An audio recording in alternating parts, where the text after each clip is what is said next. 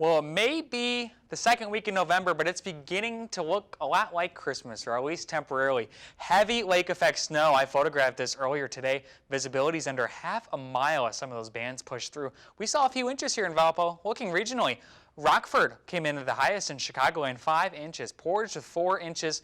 DeKalb with 3.6. Most areas 2 to 3 inches. Valparaiso does not have an official report at this time, but I'd imagine it's somewhere in that 3 to 4 inch range.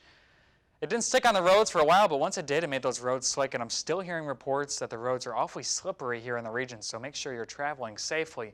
Right now, most of the snow showers have exited our region, just a few lingering ones and some lake effect that's getting going here along the Michigan coastline. Otherwise, it's all part of a large system that has finally pushed its way out of our region, along with a very sharp cold front that's dropping our temperatures down.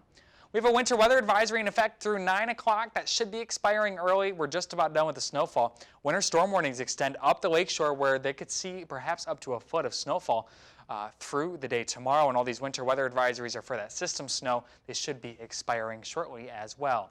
Right now, 29 degrees in Valparaiso, 22 in Lansing, a balmy 18 degrees in DeKalb. Wind chills are awfully chilly as well. Single digits at O'Hare, Romeoville, Lansing at 10. We're at 18 degrees in Valpo. We'll see those wind chill values continue to creep downward through the overnight hours tonight into tomorrow. In terms of future radar, notice that lake effect band that's really cranking there in parts of Berrien, St. Joseph counties in Indiana, Van Buren. That's where we'll see that heaviest snow through much of the night tonight. We may not see any at all, besides a snow flurry or two. That continues through much of the day tomorrow, and they end up with a majority of the snowfall.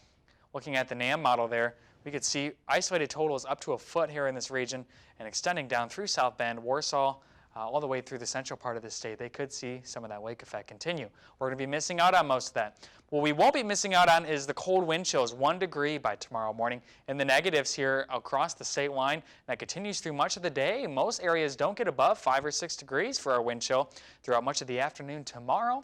We stay in those single-digit temperatures, 0 degrees by the time folks wake up on Wednesday morning. That's when the slow rebound begins. We see our wind chills back up into the teens, which sounds crazy to say for the second week in November, but this is an awfully historic cold spell. So for tomorrow and Wednesday, the 2 cold days of the 7, but notice I don't have any snowflakes in this forecast. Besides a stray flurry tonight or tomorrow, we won't be seeing any accumulating snow, at least in the foreseeable future.